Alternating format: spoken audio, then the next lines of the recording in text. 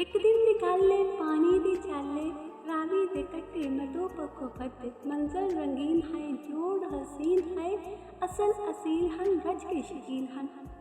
मेरे दिल लुभाने मगते चदाने, एक दिन लावे दुआ कोई न खावे। एक दोन वेखन गल कोई न दसन, न बोलन न हसन। जेड़ा परेशान है मैं चाह उन्हें उड़ाया, दूजे ने मैं नफके चा पिंजरे बहाया। मोहब्बत अजीब है, अकीदत अजीब है, उल्फत अजीब है, कुर्बत अजीब है। जिन्हों छोड़ दिता ओ उड़ के न जावे, जिन्हों कैद किता ओ पीवे न खावे। एक पिंजरे च फड़ के दुआ बार रोवे, तौबा खुदा दी शाला इंज न होवे।